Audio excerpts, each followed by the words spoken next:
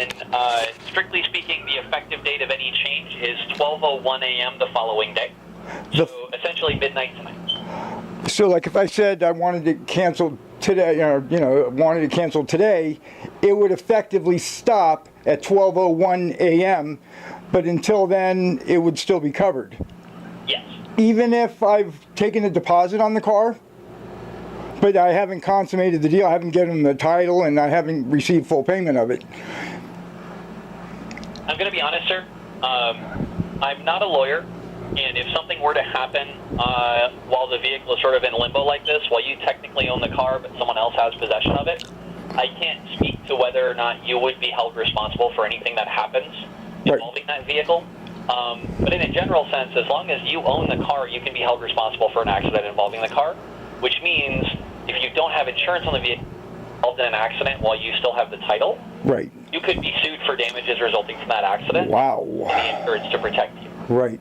So that's why I recommend keeping insurance until you know for sure that your your hands are clean of the vehicle payment, you've transferred the title, and you're done.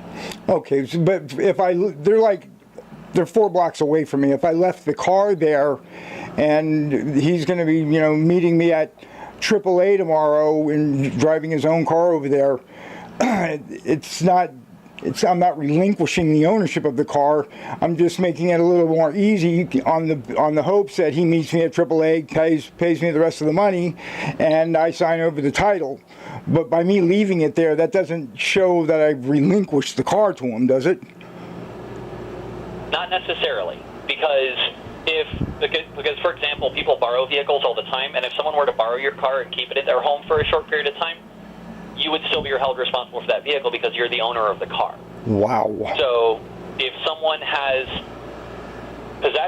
someone else has possession of your vehicle, I mean, it can get a little fuzzier because there's an agreement to sell the car, and there's, you haven't finished everything yet, but it sounds like you accepted sort of a down payment and then you're going to collect the rest later. Right. That can change things potentially, but like I said, I'm not a lawyer. I can't speak to whether or not you would actually be held responsible in those circumstances.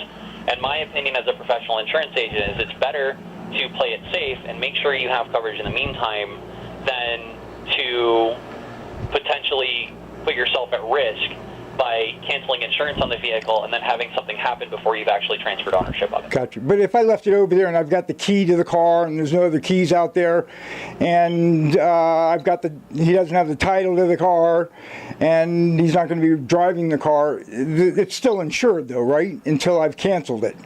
Yes, it's still insured until you've actually canceled the insurance on it. Is it still insured until the policy terminates? Because, like, if I canceled it, let's just say hypothetically I canceled it now, what time would the insurance actually effectively be canceled? Right now, or would it, go on until 12:01?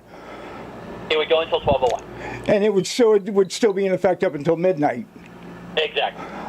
I think, and Ryan, I appreciate that. Do you have a number that I can write down so that I can get back a hold of you on the hopes that it sells tomorrow, and then we can take it off the insurance policy? Or is there I don't have a direct line, unfortunately, but any agent you reach tomorrow will be able to help you out. Sounds great. And if I wanted to send a letter, or tell the supervisor, do you have a number or a last name that I would utilize to say that you were very helpful? I can give you my employee number. Are you ready? Yeah, sure. That is 111. Okay. 230. 111-230. 1940. 1940. Ryan, thank you. You've been a very, very polite and very informative. I thank you for your help. Of course. Now, there is one other thing I need to talk about before you go, because I want to make sure that you don't have any surprises and you have all the information you need. Okay. This is unrelated to the questions you were asking. Okay. But I see that our underwriting department has some questions to ask you. They want to talk to you about your policy a little bit to make sure all the information we have is up to date. Okay. So can I give you their phone number so you can give them a call tomorrow when they're open? Sure. Thank you for bringing that to my attention, too. Yeah, of course. So you ready for that phone number? Sure am. That is 877. Okay. 863. Okay. 2459. Thank you very much. You have a great evening and a great weekend, and I'll let a supervisor know that you are a great representative for the company. I'm really happy to hear that, and I'm glad I could do good for you tonight. And I hope you have an excellent evening. Okay? Thank you, Ryan. Yeah. Bye-bye now. Bye.